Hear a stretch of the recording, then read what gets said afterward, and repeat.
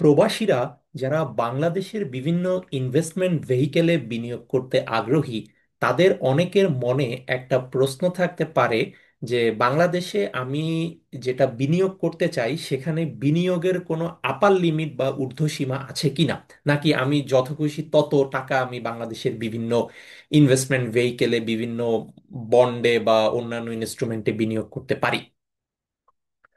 তো আমি আজকের ভিডিওতে এই প্রশ্নটিরই একটি ভেরি ক্লিয়ার এবং খুব সংক্ষিপ্ত একটা আনসার দিয়ে দেব যে যারা প্রবাসীরা আছেন তারা বাংলাদেশের বিভিন্ন ইনভেস্টমেন্ট ভেহিকেলে যদি বিনিয়োগ করতে আগ্রহী হন সেখানে বিনিয়োগের কোনো আপার লিমিট আছে কিনা। তো এই প্রশ্নটার উত্তর হচ্ছে নো এবং ইয়েস বোথ। তো প্রথমে জেনে নেওয়া যাক নো কোন সেন্সে। তা আপার লিমিট আছে কিনা এটার উত্তর নো, তার মানে কোনো আপার লিমিট নেই। কোন সেন্সে? যে লেটসে আমাদের যে প্রবাসী বন্ড আছে, এনআরবি বন্ড আমরা যেটাকে বলি, যেটা ওয়েজ আর্নার ডেভেলপমেন্ট বন্ড আছে, ইউএস ডলার প্রিমিয়াম বন্ড আছে, ইউএস ডলার ইনভেস্টমেন্ট বন্ড আছে।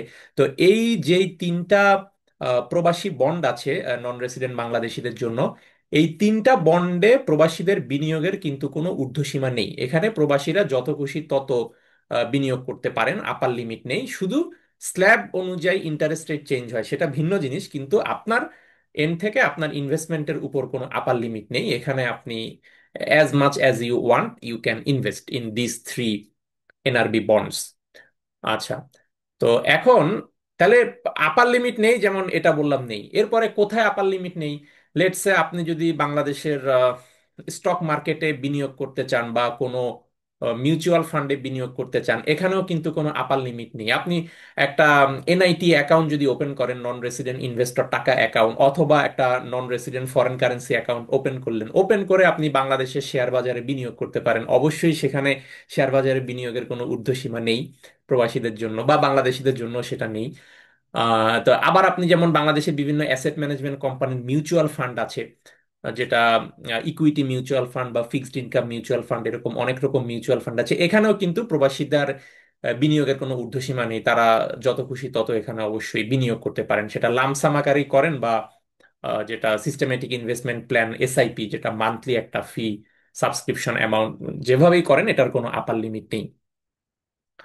আচ্ছা, তো তার মানে এই যে যে বিষয়গুলো বললাম, যে যে সরকারি তিনটা প্রবাসী বন্ড আছে, যে বা স্টক মার্কেট আছে, মিউচুয়াল ফান্ড আছে, এগুলোর ক্ষেত্রে অবশ্যই কিন্তু কোনো আপার লিমিট নেই। বা ইভেন বাংলাদেশের বিভিন্ন ব্যাংকেও আপনি যদি এফডিআর করতে চান, নর্মালি ব্যাংকগুলো তো এফডিআর এর কোনো আপার লিমিট থাকে না। অবশ্যই আপনি as much as you want আপনি এখানে ব্যাংকিং চ্যানেলে রেমিটেন্স পাঠিয়ে সেখানে আপনি এফডিআর করতে পারেন, এগুলোর কোনো আপার লিমিট নেই। আচ্ছা, তো তার মানে বোঝা যাচ্ছে যে প্রবাসীদের জন্য বাংলাদেশের অনেক ইনভেস্টমেন্ট প্রোডাক্ট আছে যেখানে প্রবাসীরা যত খুশি তত বিনিয়োগ করতে পারেন, কোনো রকমের বার বা আপার লিমিট বা ঊর্ধ্বসীমার কোনো রেস্ট্রিকশন ছাড়াই। আচ্ছা, তাহলে এখন জেনে নেওয়া যাক কোন ক্ষেত্রে এটার উত্তর ইয়েস, অর্থাৎ আপার লিমিট আছে কিনা। ইয়েস, হ্যাঁ, আপার লিমিট আছে। কোন ক্ষেত্রে?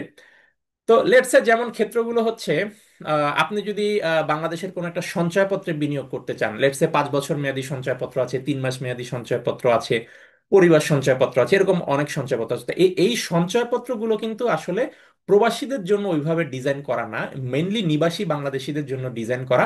বাট তারপরও আপনি প্রবাসী হিসেবেও আপনি এই সঞ্চয়পত্রগুলোতে অবশ্যই বিনিয়োগ করতে পারেন, কিন্তু সেটা আপনি ব্যাংকিং চ্যানেলে রেমিটেন্স যখন পাঠাবেন লোকাল টাকা কারেন্সিতে, আপনার যে ব্যাংক অ্যাকাউন্ট আছে বাংলাদেশে, সেখানে আপনি ব্যাংকিং চ্যানেলে টাকায় রেমিটেন্স পাঠালেন, পাঠিয়ে আপনি সেখান থেকে আপনি সঞ্চয়পত্রে বিনিয়োগ করলেন। 3 মাস মেয়াদি অন্তর অন্তর সঞ্চয়পত্র, 5 বছর মেয়াদি সঞ্চয়পত্র, বা সেক্ষেত্রে সঞ্চয়পত্রে যে একটা বার আছে 30 লক্ষ টাকা বা 50 লক্ষ টাকা, সেই বারটা আপনাকে মেনে চলতে হবে। যেহেতু এগুলো প্রবাসীদের জন্য ডিজাইন করা না, এটা মোস্টলি নিবাসী বাংলাদেশীদের জন্য, বাট চাইলে প্রবাসীরাও বিনিয়োগ করতে পারেন, বাট তাদের ক্ষেত্রে ওই বারটা কিন্তু ইকুয়ালি অ্যাপ্লিকেবল।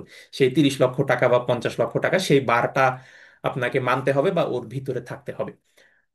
আবার অনেক প্রবাসী আছেন যাদের হয়তো বাংলাদেশের এনআইডি করা নেই। এই বিষয়টা আমি প্রায় শুনি। তো এনআইডি করা নেই বা বাংলাদেশে আমার কোনো ব্যাংক অ্যাকাউন্ট নেই, এরকম অনেক প্রবাসী বলেন, তাহলে আপনি কিভাবে সঞ্চয়পত্রে বিনিয়োগ করবেন? ইটস ফাইন, আপনি যদি না করা থাকে আপনার পরিবারের অন্য কোনো সদস্যের নামে আপনি সঞ্চয়পত্র করতে পারেন। আপনি পরিবারের ওই সদস্যের যে ব্যাংক অ্যাকাউন্ট আছে সেখানে ব্যাংকিং চ্যানেলে টাকায় রেমিটেন্স পাঠান, দেন ওই সদস্যের নামে আপনি সেই সঞ্চয়পত্র ওপেন করতে পারেন, বা চাইলে বাংলাদেশেও এনআইডি আপনি আপডেট করে হালনাগাদ করে আপনি নিজের ব্যাংক অ্যাকাউন্ট ওপেন করে বাংলাদেশেও আপনি পার্সোনাল অ্যাকাউন্টে রেমিটেন্স ট্রান্সফার করে দেন আপনি সঞ্চয়পত্রে বিনিয়োগ করতে পারেন। বোথওয়ে এটা পসিবল, তবে নিজের নামে রাখাটাই অবশ্যই সেফ, এটা আমরা বুঝি। তো সেক্ষেত্রে ওই 30 লক্ষ টাকা বা 50 লক্ষ টাকার সীমাগুলো কিন্তু আমাদেরকে মেনে চলতে হবে। আবার ধরেন যে আমাদের ট্রেজারি বন্ড একটা একটা গভর্নমেন্ট সিকিউরিটি, তো এখানেও কিন্তু বিনিয়োগের কোনো ঊর্ধ্বসীমা নেই। এটা আমরা জানি যে 1 লাখ টাকা বা তার গুণিতক, কোনো আপার লিমিট নেই। তো এটা নিবাসী বাংলাদেশি প্রবাসী বাংলাদেশি যেই হোক, যে কেউই এখানে কোনো রকম আপার লিমিট ছাড়াই বিনিয়োগ করতে পারেন। তো তার মানে আজকের ভিডিওর মাধ্যমে ক্লিয়ার হলো যে প্রবাসী বাংলাদেশিদের জন্য কোন কোন ক্ষেত্রে ইনভেস্টমেন্টের আপার লিমিট আছে, কোন কোন ক্ষেত্রে নেই। তো যেগুলো প্রবাসী বন্ড আছে, স্টক মার্কেট, মিউচুয়াল ফান্ড, ব্যাংকের এফডিআর, কোনো আপার লিমিট ছাড়াই you can invest as much as you want. আর যেগুলোতে আপার লিমিট আছে, যেমন একটা কথা বললাম যে সঞ্চয়পত্র সরকারের, এগুলোতে যেমন আপার লিমিট আছে, সেই ক্ষেত্রে অবশ্যই আপনি প্রবাসী হিসেবেও আপনি এখানে বিনিয়োগ করতে পারেন। তবে সেক্ষেত্রে যেই ফর্মালিটির বিষয়গুলো বললাম, এনআইডি কার্ড থাকা ইত্যাদি ইত্যাদি, সেটা থাকতে হবে এবং ওই আপার লিমিটের ভিতরে আপনাকে বিনিয়োগ করতে হবে। তো আমার মনে হয় আমার আজকের ভিডিওর মাধ্যমে এই জিনিসটা ক্লিয়ার হয়েছে যে প্রবাসী বাংলাদেশিদের জন্য বাংলাদেশের বিভিন্ন ইনভেস্টমেন্ট ভেহিকেলে বিনিয়োগের কোনো আপার লিমিট আছে কিনা, বা থাকলে কোথায় আছে, না থাকলে কোথায় নেই, যেখানে আছে সেখানে কি করণীয়, যেখানে নেই সেখানে তো আপনি free to invest as much as you want two.